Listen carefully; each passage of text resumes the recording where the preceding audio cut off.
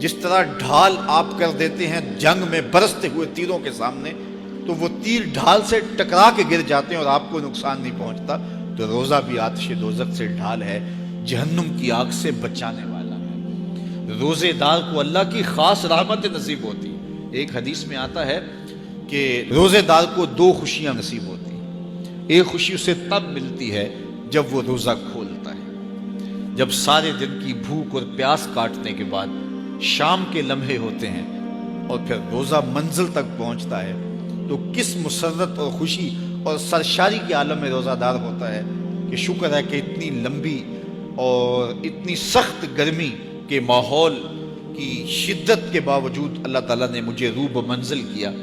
تو اس وقت ایک احساس اس کے ساتھ جڑا ہوتا ہے، اور پھر جب وہ ٹھنڈا اور میٹھا مشروب اپنے کام و دہن میں ٹپکاتا ہے اور وہ ٹھنڈا میٹھا مشروب اس کی رگوں کو تر کرتے ہوئے معدے کی طرف بڑھ رہا ہوتا ہے، اس کی زبان بولے نہ بولے دل اللہ کا شکر ادا کر رہا ہوتا ہے، اس کا ایک ایک عضو بدن رب کا شکرانہ ادا کر رہا ہوتا ہے۔ وہ ٹھنڈا اور میٹھا مشروب رگوں کو تر کرتا ہوا آگے بڑھتا چلا جاتا ہے، لیکن شکرانے کا وہ پیکر بن جاتا ہے۔ وہ ایک مسرت، ایک خوشی کا عالم ہوتا ہے کہ روزہ بھی نپ گیا، سارے دن کی تکلیف بھی کٹ گئی، اور اللہ نے مجھے افطار کے لمحوں تک پہنچایا۔ فرمایا روزے دار کو ایک خوشی تب ملتی ہے جب وہ روزہ کھولتا ہے، وَفَرْحَةٌ عِنْدَ لِقَاءِ رَبِّهِ، اور دوسری خوشی روزہ دار کو تب ملے گی جب روزے کے صلے میں اللہ اپنا دیدار عطا فرمائے۔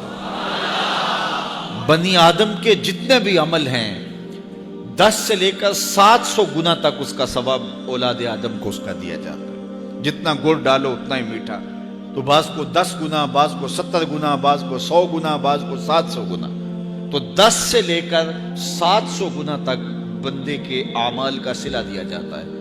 لیکن میرے حضور نے فرمایا لیکن روزہ جو ہے اللہ فرماتا ہے وہ میرے لیے ہے اور اس کا اجر میں خود عطا کروں۔ جب وہ خود عطا کرے گا تو کتنا عطا کرے گا؟ سخی اتنا بڑا ہو تو پھر کیا عطا کرے گا؟ بلکہ بعض نے اس کو عجزی ہی کی بجائے عجزہ پڑھا ہے بصیغہ مجہول، کہ روزہ میرے لیے ہے اور اس کی جزا میں خود ہوں۔ باقی اعمال کی جزا جنت ہے، جنت کی نعمتیں ہیں اور بہت کچھ ہے، لیکن روزے کی جزا میں خود ہوں۔ اور جس کو وہ خود مل گیا پھر جنت میں مل گئی، جنت والا جو مل گیا پھر جنت بھی مل گئی، جنت کی نعمتیں بھی مل گئی۔ تو روزہ اللہ کی خوشنودی کا ذریعہ ہے، اس کی رضا کا ذریعہ ہے۔ تو خوش نصیب لوگ روزے کی برکتیں حاصل کرتے ہیں۔ اور ایک روایت میں آتا ہے جب رمضان المبارک کا آغاز ہوتا ہے اللہ اہل ایمان کو، اپنے بندوں کو محبت کی نظر سے دیکھتا ہے، اور اللہ جس کو محبت کی نظر سے دیکھ لے پھر اسے کبھی عذاب نہیں دے گا۔ اللہ اکبر۔ تو یہ روزہ دار کے لیے اللہ کی کرم نوازیاں ہیں، اللہ کی رحمتوں کے اجالے ہیں جو اس کے اوپر برستے ہیں۔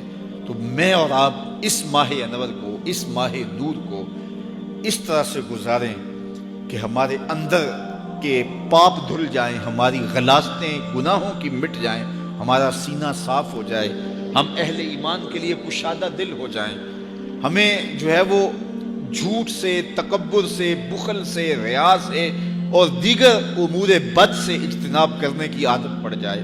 روزہ جو سکھانا چاہتا ہے ہم وہ اس سے سیکھ لیں، اور روزے کی برکات ضبط نفس کی صورت میں ہمیں نصیب ہو جائیں، تو ہم روزے کے بعد بھی، ماہ صیام کے گزرنے کے بعد بھی ایک نئی زندگی لے کر، ایک تازگی لے کر، ایک نور و روشنی لے کر کے جو ہے وہ معاشرے کے، اسلامی معاشرت کے ایک اہم فرد کی صورت کے اندر جو ہے وہ سامنے آئیں۔ تو اللہ اس ماہ صیام کی برکتیں ہمیں نصیب فرمائے۔ ہر سال مہینہ آتا ہے، گزر جاتا ہے، ہم پورا مہینہ بھوک کاٹتے ہیں اور پھر وہاں کے وہاں ہی کھڑے رہتے ہیں، تو پھر ہمیں سوچنا چاہیے، لیکن اگر تبدیلی آتی ہے تو پھر شکریہ ادا کرنا چاہیے۔ آج کی اس تاریخ میں ہم عزم کر کے اٹھیں کہ ہمارا یہ ماہ صیام ہماری زندگی میں ایک سنگ میل ثابت ہوگا، اور ہم ایک نئے باغپن کے ساتھ، نئے عزم کے ساتھ یہ مہینہ گزاریں گے اور ضبط نفس سیکھیں گے اس مہینے سے۔